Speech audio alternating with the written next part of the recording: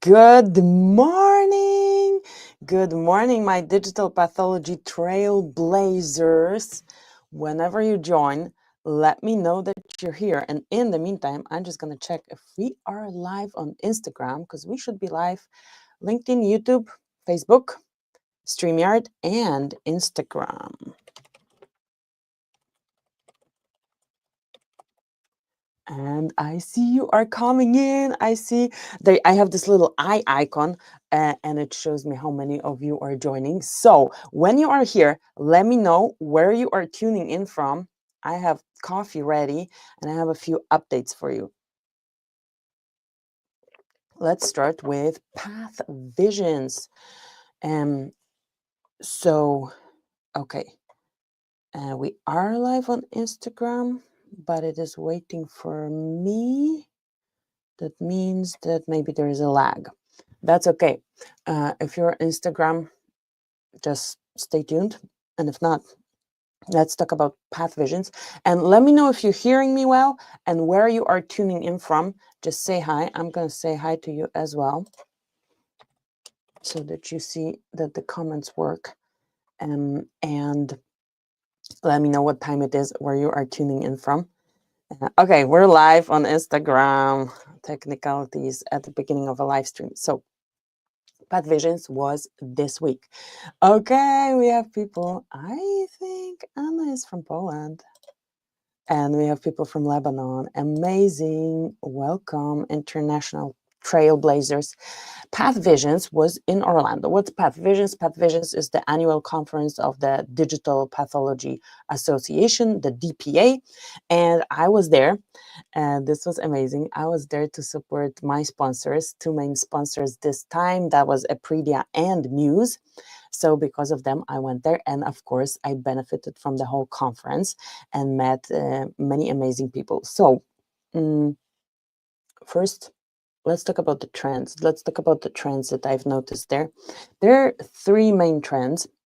And one we have been seeing in our DigiPath Digest already. I've been talking about it, I think, last week or a couple of weeks ago. The first trend is integration of narrow AI into the diagnostic workflows. So the digital pathology journey is long. And there was a talk by Dr. Anil Parwani, who compared it to a train ride. And it has many stations, right? It usually starts with analysis, but then the first main station is going to be, okay, what scanner are you going to choose? And then it goes all the way to AI, unless you are using AI in the scanner, but to the diagnostic AI. And I see some more people joining, so feel free and let me know where you are tuning in from. So we have from scanner to AI. It's a whole journey, and there are different stops on this digital pathology adoption train. And currently, for those who are already on this journey for quite some time, the stop where they have to get off, figure out how to do it, and then keep going is to integrate the AI applications for diagnostics. So that will be an app to count Chi-67, and there are different apps available for diagnostic scorings. That's what's happening now. And we've been seeing that in the literature where people are publishing, okay, we use this algorithm to quantify PDL1, to score colorectal cancer, to count Chi-67, and it shows up across different journals. People are doing this work, figuring out, okay, is it as good as we are? Okay, thank you so much for the meeting as well. So yeah, they're figuring out, okay, is it as good as a pathologist? Does it correlate well? Can we use it? And this is the hurdle that the people who have been on this journey for quite some time need to overcome right now. So the narrow AI integration. The second trend that I've seen was integration of less narrow AI. I don't call it general AI because to me, when you talk about artificial intelligence in a more conceptual way, a general AI would be as good as a human. And there is nothing like that out there, but there is less narrow AI that can do text and images. So obviously foundation models we've been talking about, the chatbots, meaning the large language models, and the integration of multimodalities. So I see the integration of this into slide viewing platforms. So there are different partnerships. For example, Path Presenter, which is a slide viewing and image management software, partnered with Page AI, not only to deploy the narrow AI algorithms that Page AI has developed, but also to integrate the new wave of AI into where pathologists are already diagnosing, into where pathologists are already looking at images, which is fantastic, because the previous trend, the integration of narrow AI, has the problem of being able to access different apps from different vendors, but not in the same place where you're actually viewing the slides. It may seem like a first world problem, but if you're going fast through your cases and every second counts, you don't want to be clicking between windows. And now the vendors are figuring out, okay, how do we partner? How do we make it seamless for the pathologist so that they can deliver the diagnosis faster for the patient? So I'm super happy about that. I see more people joining. Welcome, Trailblazers. Say hi in the chat. And there is a third trend, that is glassless pathology. If you've been listening to me for the last month and a half, the digital pathology place sponsor Muse is in that category, glassless pathology. They have a device that images direct from fresh tissue, right? There's no need to do formalin fixation, paraffin embedding. We don't need to do the normal glass slide workflow. We can just image tissue. And Muse stands for microscopy with UV surface excitation. So you excite the surface, you image it, and you have an image that is diagnostically as informative as an H&E image, and it actually looks very much like an H&E image. So that is the new wave. I was talking to Giovanni Lujan, and we called it like the new frontier. 10 years ago, by the way, Digital Pathology Association is celebrating the 15th anniversary, and they had special cookies for that. I made a short, so check it out on LinkedIn. What cookies they baked for their 15th anniversary. I should have brought one just for demonstration purposes. Anyway, so the next frontier is integration of this those new developments in AI into where pathologists are actually looking at slides, plus glassless pathology. So I'm super excited about that. Those conferences are intense, and it's the 15th anniversary of Digital Pathology Association, right? And some of those vendors, some of the people who are there, not only vendors, also the participants were there like every single time. It was my second time. I remember the first time I came with a poster about digital pathology and drug development. People had no idea what to do with it, like because the crowd, the audience that comes there is mostly MD pathologists and the digital pathology professionals or pathology professionals from the clinical space, from the medical pathology, a little less from drug development. So people didn't really know, like, how do you use it in drug development? You use it for clinical trials. They had no idea that there is something like preclinical work for drug development. Now, so my last conference was in 2019. Now, 5 years, fast forward 5 years, people are a lot more informed about the like cross interactions of different disciplines where digital pathology can be deployed. So shout out to the digital pathology crowd for advancing so rapidly. And another thing that was interesting, there's a lot more talk, a lot more collaboration with radiologists. So there was a talk under the umbrella of Society of Imaging, SIM, Society of Imaging Informatics in Medicine. I think that's what it is. I'm going to Google not to misinform you. Give me 1 second. Just Society, yeah, Society for Imaging Informatics in Medicine. Yeah, SIEM. So most of the members of SIEM are radiologists, but now they're inviting more and more pathologists, and we are doing the imaging in medicine, which is fantastic.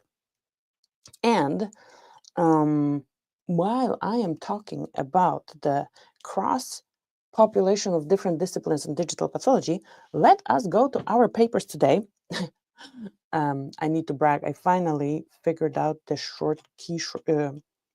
keyboard shortcuts for changing. I thought I did for changing. Let's see. Does it work? No. Oh, yeah. Well, it does work. Look, guys, I can do it now immediately. Are you proud of me? I am, because I was always fussing with my mouse. So let's go to the papers. And our first paper is AI-supported digital microscopy diagnostics in primary healthcare laboratories. And I want to highlight here primary healthcare laboratories. And by the way, if you are joining right now, and let me know where you're tuning in from. And if you have any questions regarding the papers or regarding anything, PathVisions, whatever, digital pathology, put them in the chat, because then I can answer them. And I love answering your questions. So primary healthcare laboratories. So this is a protocol. So it's not really like a full publication. I was reading this abstract and I'm like, where are the results? Where it's a protocol. So there are no results yet. I'm excited about this because it's a primary healthcare setting. So basically digital pathology or digital microscopy, they call it digital microscopy. At the beginning, it was called digital microscopy because it's actually microscopy. You can use it not only for pathology. Well, pathology is actually the science of disease. So any disease for me is pathology. But in the more classical way, it's more like cancer diagnostics, right? Anyway, primary health care laboratories. I like it because it's a One Health approach so One Health is where you combine the human medicine, veterinary medicine, and environmental sciences to improve healthcare. And we have somebody from upstate New York. Hello, Said. Amazing to have you here. So One Health approach, I am a veterinary health professional. So that's my part of One Health. But One Health is One Health, and I love it. I actually even gave a talk one time in Africa about that. And these are research protocols, impact factor 1.4. Basically, what they're telling us is what is going to be the study that they're going to be doing. This is a Department of Global Public Health in Sweden, and we have Institute for Molecular Medicine in Finland. So they are combining digital microscopy and AI. And it is being implemented in advanced laboratory settings. Yes, it's pretty advanced, pretty specialized. So, but it could be especially advantageous in primary healthcare settings. And I actually had a conversation yesterday where actually in the primary healthcare settings, you could use it for different things. Looking at fresh tissue in the future, looking at blood. So this would improve access to diagnostics via automation and lead to a decreased need for experts on site. Yes, decreased need for expert on site. There are not enough experts to have them every time on site. So this is a scoping review. Scoping review is a specific type of publication where you just scope things, map different things, how to do it. So they mapped peer-reviewed studies on AI-supported digital microscopy in primary health care laboratories. And the method was a systematic search. Databases PubMed, Web of Science, Embase, and IEEE. So this publication is now this month, last month probably, November 1st. It was published. So I am actually surprised when I look at these, the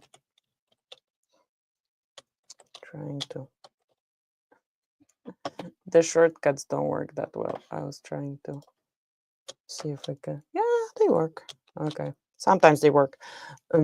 So I'm surprised that in those new publications, there are no AI literature research tools implemented yet. And I know several. I had to make a video on them, but it's still, PubMed, Web of Science, and Base, and there are different ones, right? But no AI tools, just the databases. That's okay. And they will get there. And they only use peer-reviewed articles in English. No limit of publication year will be applied. Well, they didn't use, they will use. That's what they're going to do. And studies that have applied AI-supported digital microscopy with the aim of achieving a diagnosis. So this is important. It's going to be something that's going to be for diagnosis on the subject level.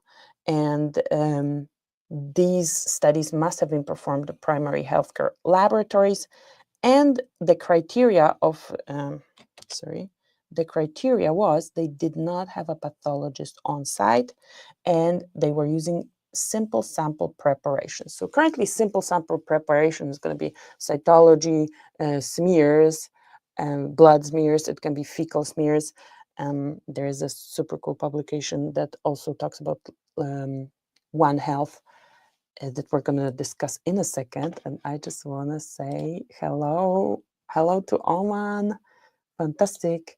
And the question is, will there be a recording available? Yes, the recordings are going to be on YouTube, LinkedIn, and whichever platform you're watching it on. But also, if you're on my mailing list, you're going to get the recording to your inbox. So if you're not yet, then go ahead to digitalpathologyplace.com and download the book.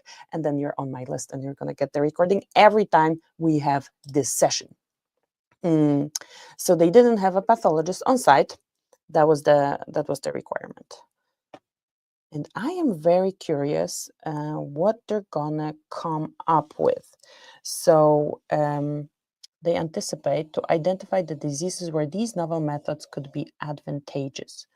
And so these were the simple sample preparation methods: smears, cytology.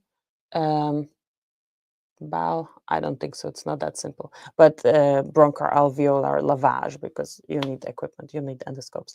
But there is going to be the new wave of imaging of tissue that is going to be the direct to digital from tissue. This is coming. So whenever it's out, I want to be the first to let you know.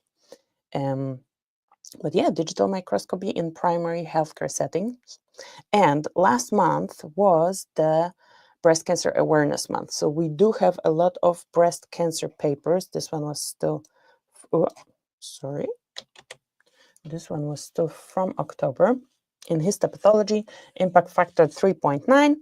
And what are we talking about? About implementing of narrow AI again. So Chi-67 evaluation using deep learning model-assisted digital image analysis in breast cancer. This is a publication from Japan. And what did they do? They checked if Chi-67 by AI is good enough. And they said yes. So we can shortcut this one, but no. Let's talk about it. So they checked the efficacy of AI-assisted Chi-67 digital image analysis in invasive breast carcinoma. And I'm going to tell you why I want to talk about it in 1 second. And they did quantitative assessment of AI model performance. So, right, standard thing, you have a model, you check if it's good enough, and then you decide what to do with it. And we have seen that most of those papers says, oh, it was good enough, but we are not ready to do anything with it. But for this particular study, we had 494 cases of Chi-67 slide images from invasive breast carcinoma and needle biopsies, right? It wasn't resection. So for like the initial diagnostic settings where they take a biopsy from your tumor, and they had 2 steps. So they developed an image analysis algorithm, deep learning model from scratch. And they did it using Halo. Using Halo. And this is actually the reason why I wanted to, so I need to click on, so I need to have the mouse in the right place to actually switch myself between views. So this halo involvement here is the reason why I wanted actually to bring in this paper, because it's something that is commercially available. You can get this software and you can develop this algorithm on your own as well. So you don't have to have any like fancy integration. You don't have to buy the algorithm. You can just develop it on your samples. You're going to be sure you do your own validation. You're going to be sure it's going to work on your lab because you did it, your team did it. And that is the advantage of doing it with commercially available software. There are, disadvantages and advantages to everything. But I just wanted to point out that if you want to do that, if you want to do like a homegrown on your own, there are platforms that are going to help you do it. And Halo is one of them. So they divided it in two steps. First, tissue classifier. So they found the tissue with the classifier, and then nuclear detection model, because for Ki-67 evaluation, you need to have it in the tumor and you need to detect all nuclei, because you need to count the positive for Ki-67, which is a proliferation marker, and the negative, and then calculate an index. So they had a lot of annotations, almost 32,000 annotations, which is annotating just those single cells, in 300 Ki-67 digital slide images, and it was compared with the annotation of ground truth at the pixel level. Okay, so they probably did semantic segmentation rather than object detection. I don't know. You would have to go in and check. But it was performed on 194 luminal type case samples, luminal type cases, and the correlation with manual counting and clinical outcome were investigated to confirm the accuracy and prognostic potential of this particular image analysis, and they liked it.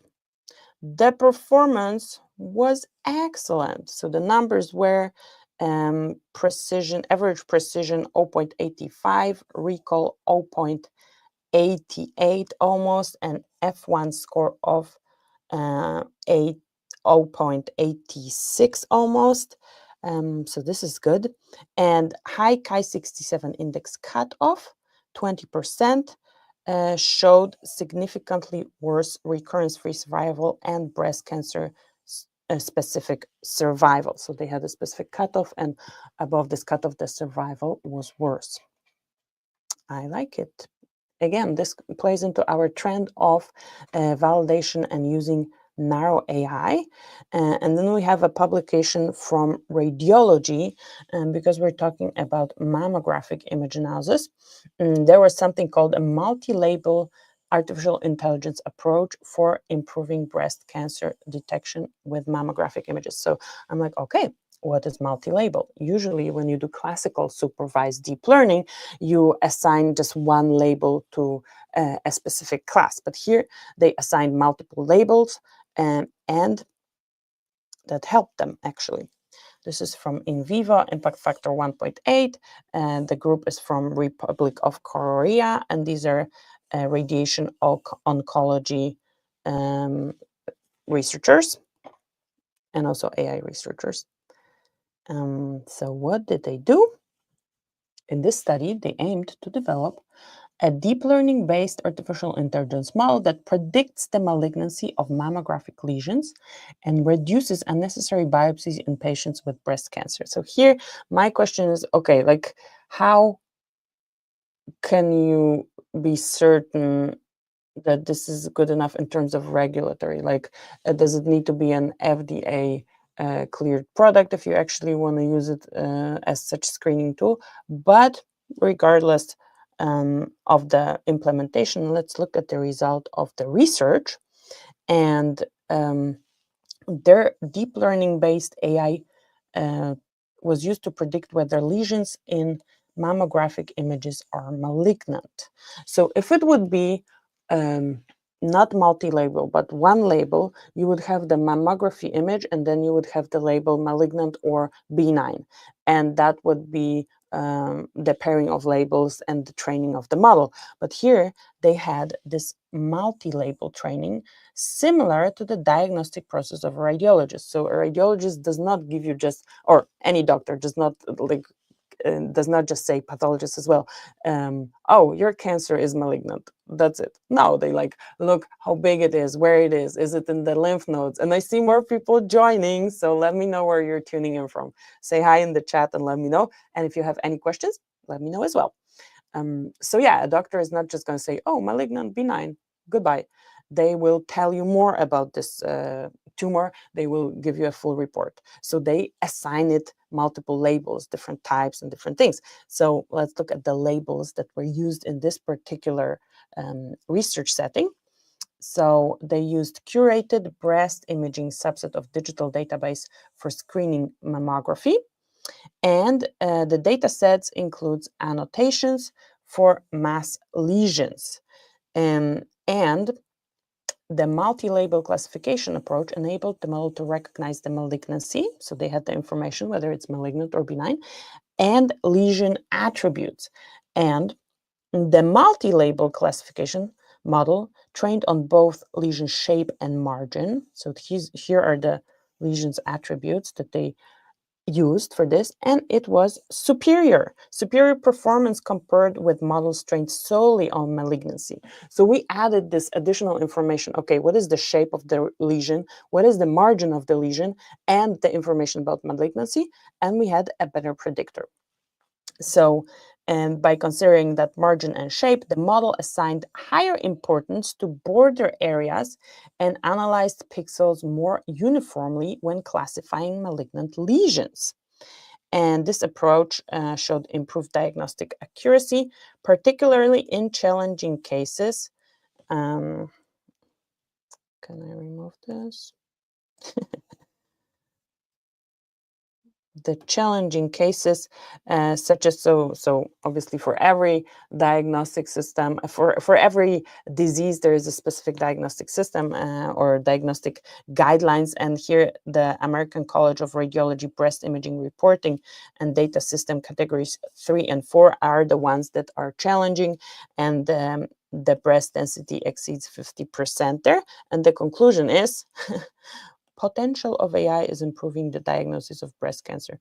Highlights the potential of AI. I always laugh when that's the conclusion of a paper. The potential. Oh, Scott, it's amazing to see you here again. Hi to Atlanta. Greetings to Atlanta. And it's 6 a.m. in Atlanta. So congratulations to everybody who is waking up or staying up late. So I was at this conference at PathVisions and okay, let's see if I can. Come on. Well, need to improve my keyboard shortcut. But what I wanted to say about people waking up at 6 a.m. and me hosting this at 6 a.m. So one day, I think it was the third day of PathVisions, and I meet a friend whom I already talked to several times, and she looks at me and like, you look tired. I'm like, okay, I guess I am tired. I look at myself in this camera with you and I look tired, but that's okay because we show up tired and we do it anyway. And by the way, have you noticed that my glasses don't glare anymore? You don't see like everything that I'm looking at on my screen because I got specific glare-free, what are they called? Anti-glare lenses specifically for streaming live so that you don't have to look at everything that I'm looking. And the next step, I need to actually check the meta glasses with camera. A friend, Nick Best from Pathology News, had them on at Pathology Visions. And I didn't believe it because I just saw it on a billboard and I'm like, no way, they already launched and people can buy it. Yeah, you can buy it and they have cameras. And virtual reality is the next thing that are going to be coming up in digital pathology. But let's go back to our papers. And again, if you have any questions or just joined, let me know where you're joining in from. and let me know your question. So I focused on breast cancer in those particular papers. I wanted to do this one, but then I decided not to. So let me not bother you with this, but this is another paper that has the One Health component. But actually, it's again a study protocol. So they leave me excited, but then I'm like, where are the results? Well, there are no results because they didn't do the study yet, but that's okay. So what they're gonna do, and that ties into the first publication that we discussed, the one about using digital microscopy in primary health. Here, they wanna use AI for comprehensive evaluation of digital pathology.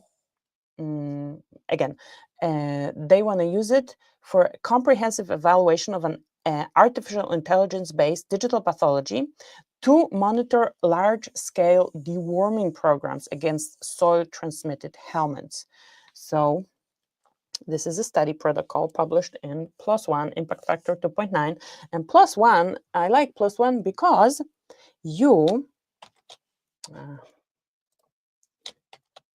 I like PLOS ONE because it's an open source journal, and not the images, the papers are published under Creative Commons license. So you can just download them, no problem with that. When I wanted to publish at some point under a Creative Commons license or like open source science, I realized that you actually have to pay to publish it. You probably have to pay in every journal, but that was my first attempt in publishing something. I'm like, I'm writing something and you charge me to publish it? Yes, they do. I was naive at that time. That was maybe 15 years ago. That's okay. Okay, so what about those deworming programs? This is the group Public Health from Belgium. We have group from Sweden, and we have groups from Ethiopia and Uganda. I actually visited Ethiopia, and that was where I gave the talk about One Health. So super cool to see this paper. And what are they gonna do? They are gonna evaluate something that was evaluated manually or visually through the microscope with AI. So manual screenings of cat-to-cat's thick stool smear remains the current standard to monitor the impact of large-scale deworming programs against soil-transmitted helminths. So what is this? This is a way of preparing stool samples and to see the parasite eggs. And if you can see those eggs with your eye, then you probably can develop AI to see them as well. So they designed recently an artificial intelligence-based digital pathology system, AIDP, artificial intelligence digital pathology, for digital image capture and analysis of those smears. I'm interested with how are they capturing the images. It's probably not going to be scanned. It's probably going to be, oh my goodness. And while I'm talking about this paper that had groups from Africa, we have hello from Rwanda. This is amazing. Hello. Hello, Africa. So yeah, good timing. So probably it's going to be capture of digital images with a camera. This is the way where that this is being done in developing countries, or in some. We recently looked at the publication from Pakistan. So anyway, once this is going to be out, because this is a protocol, we're going to learn that. But they want a comprehensive evaluation of this technology as a cost-efficient and end-to-end diagnostic to inform the soil-transmitted helminth control programs against the target product profiles of the WHO. This is the next step of their validation. So what are these target product profiles? Is basically when you have something to use against a disease, a medicine or something, it has a profile, what it works for, and this is the target product profiles, and you're going to be checking, okay, does it actually work for the parasites that it's supposed to work? So the methods, our methods are, the comprehensive evaluation is based on its diagnostic performance, repeatability and reproducibility, time to result, super crucial, time to result, cost efficiency, heck yeah, and to inform large-scale deworming programs, and obviously usability in both lab and field settings. This is, sorry for smearing it, but field settings, in this particular case, this is super important. Because maybe not everybody has access to a lab. It needs to be doable in the field. I'm super curious. Maybe they're going to figure out something like how to do it on the smartphone or something. Those people, those researchers are creative. So they will conduct in 2 soil-transmitted helminth endemic countries with national deworming programs. So that's going to be Ethiopia and Uganda in school-aged children only. And this is actually an official clinical trial. Trial registration was registered in September 29th. So what, a month ago? Yeah. No, last year. Sorry, so a year ago, a year and a month. Clinicaltrials.gov. So I am super excited about seeing the results of this particular trial. I disappeared myself. No, I didn't. I'm playing with those keyboards. I will learn. Don't worry. So these are our publications for today. I'm gonna give you a little bit more update from what's coming out, on what's going to be coming out on the content side from PathVisions. So I wanted to give the shout out to the vendors who go there for, like, it's intense. It's like a boot camp, because you come in, set up the booth, and those people have been there for those 15 years, joining those conferences and trying to convince people to go digital with whichever product, right? It doesn't matter. Wherever you enter, whichever station you enter on this train ride of digitization, maybe you're gonna enter in the future, where the previous stations are like gonna be abandoned already. But wherever you're going to enter it, there's going to be somebody who's going to be enabling you with a commercially available device. And these are the vendors. So shout out to them. And then, second thing, I had the honor to interview Jun Fukuoka, who is the president of the Asian Society of Digital Pathology. This is recently founded society. And he gave me an overview why we need a specific Asian one, how diverse the Asian society is. He even showed me a super cool AI tool. So I was interviewing him. He's a Japanese. He speaks great English, perfect English. But he had this AI tool on his tablet that was transcribing me live and then was translating on the other side. Like, okay, let me draw it to you. So here was me live transcript, and at the same time, here was Japanese for him to see the translation. You get the point, right? The visual is not fantastic, but he had this, and he says this is a mandatory tool for all the members when we meet on our society meetings to use, because there's no way you're gonna have the same level of English in one language to communicate at the same level. So we need to leverage AI and the translation to do it. So that was super cool. And I talked to him, and it's amazing what's happening in Asia and how diverse this is. So you will have the adoption of digital pathology varies from 50% in the Arab Peninsula countries to like less than 1% or 0% probably in some countries. Just for comparison, in the US, people say between 5 to 10%. I do not have a publication to cite that actually counted this, but this is more or less the number. They say less than 10% in the US, where a lot of development is happening, right? Then I also met with 2 other educators in the field of digital pathology. One was Nick Best from Pathology News. So he very much approaches the digital pathology from, okay, what tools are there? Can you compare them? What is the best informed decision that you can reach on your own before you actually reach out to your preferred vendors? They have this special technology buyer's guide where you can compare different solutions that you're considering. So I talked with him, and Imogen Fit, she is from Signify Research, and she has this monthly recap. Oh, what's up in digital pathology space? Who partnered with him from the business perspective? What's going on? What are the trends? So we had a podcast together. Then there's another podcast coming out with Ella Kwam. She is in the content creation committee of the Digital Pathology Association, and they had a podcast set up there as well, and I was a guest. So there's going to be, they interviewed a lot of people, but one of them was me, and I of course recorded it as well, so I'm going to give you this interview too. And there's going to be a vlog coming out from Pathology Visions, so stay tuned for that. Thank you so much for joining me at 6 a.m. and I talk to you in the next episode.